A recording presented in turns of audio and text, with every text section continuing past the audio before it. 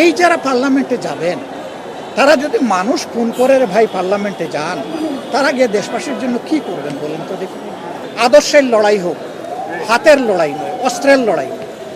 জুলাইয়ে এত রক্ত আমরা দিলাম, তারপরে আর রক্ত কেন দিতে হবে রাজনীতির জন্য?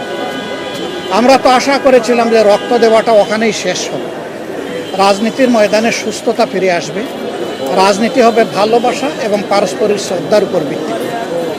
আমার আদর্শ আমার কাছে, আরেকজনের আদর্শ তার। আমি যেমন আমার আদর্শকে ভালোবাসি, আরেকটা লোক তার আদর্শকে ভালোবাসার তার অধিকার, এটা তার নাগরিক অধিকার।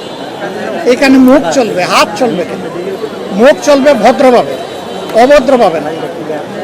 আমরা এবার সংসদে দেখেছেন প্রথম দিন স্পিকার মহোদয়ের নির্বাচনের পরে প্রথমে সংসদ নেতা বক্তব্য দিয়েছেন, তারপরে আমার সুযোগ ছিল। আমি সেখানে অনুরোধ করেছি, আসুন এই সংসদকে আমরা একটা উদাহরণ বানাই। অতীতে এই সংসদে দাঁড়িয়ে জনগণের কল্যাণের চাইতে পরস্পরের চরিত্র হননে সময় ব্যয় হয়েছে বেশি। কাদের টাকায় সংসদে বসি? জনগণের ট্যাক্সের টাকা খরচ হয়, প্রতি মুহূর্তে প্রায় 60 লক্ষ টাকা সেখানে খরচ হয়। এটা কি মামুলি কথা? এই টাকা খরচ করার ক্ষেত্রে আমাদের কলিজা কাঁপবে না যে এই টাকাটা জনগণের?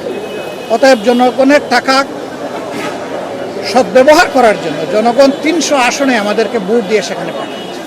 সেখানে গিয়ে আমরা অশ্লীল বাক্য বিনিময় করব, অযথা সময় কাটাবো এবং জনকল্যাণে কোনো আইন করতে গেলে বাধা পাবো, এটা আমাদের কাম্য নয়। জনকল্যাণে যে আইনই হবে সে আইনের প্রতি উভয় পক্ষের শ্রদ্ধাবোধ থাকতে হবে, সমর্থন থাকতে হবে। আমরা সেটা ব্যক্ত করেছিলাম এবং স্পিকারকে অনুরোধ করেছিলাম, মাননীয় স্পিকার, এখানে কেউ অশ্লীল কথা বলতে গেলে আপনি পারমিট করবেন না, দয়া করে দেন এন্ড দেয়ার আপনি থামাই দেবেন। এ পর্যন্ত বড় কোনো ব্যতিক্রম হয়নি। আমরা দোয়া করে আরও সুন্দর হোক পার্লামেন্ট। কিন্তু এই যারা পার্লামেন্টে যাবেন তারা যদি মানুষ খুন করে ভাই পার্লামেন্টে যান, তারা গিয়ে দেশবাসীর জন্য কি করবেন বলেন তো দেখুন। মানুষের জীবন নিয়ে আমাকে পার্লামেন্টে যেতে হবে? আমি তো যাব মানুষের জীবন, সম্পদ এবং ইজ্জতের পাহারাদার হয়ে। সেই আমি লোকটার হাতেই যদি আগে জীবনও চলে যায়, ইজ্জতও চলে যায়, আমার সম্পদও ধ্বংস হয়ে যায়, তাহলে আমি তো আসলে এই ধরনের প্রতিনিধিত্বের যোগ্যতা রাখি না, আমি অযোগ্য। আমরা এই জন্যে আশা করব, আহ্বান জানাব, ভবিষ্যতে নির্বাচন শেষ হয়নি, আর বহু নির্বাচন হবে। গণতান্ত্রিক একটা দেশে তার কাঠামো নির্বাচনের উপর নির্ভরশীল। সেই নির্বাচনে যেন আর কোনো সহিংসতা না হয়, আর কোনো মায়ের বুক খালি না হয়, আর কোনো বোন যেন বিধবা না হয়, আর কোনো সন্তান যেন এতিম না হয়। আমরা চাইব আদর্শের লড়াই হোক, হাতের লড়াই নয়, অস্ত্রের লড়াই। আল্লাহ তাআলা এমন একটা দেশ আমাদেরকে সবাই গড়ে তোলার তৌফিক দান করুন। আপনারা দীর্ঘক্ষণ ধরে এখানে অপেক্ষা করছেন। আমরা এই হাসপাতালে গিয়েছি, রুগীকে দেখেছি, পার্শ্ববর্তী রুগীদেরকে যতটুকু সম্ভব দেখেছি। সবার জন্য আমরা আল্লাহর দরবারে হাত তুলে দোয়া করেছি, দেশবাসীর জন্য দোয়া করেছি, আমাদের সকলের জিন্দা মুর্দার জন্য দোয়া করেছি। এবার সাংবাদিক বন্ধুদের জন্য বিশেষ একটা দোয়া করতে চাই।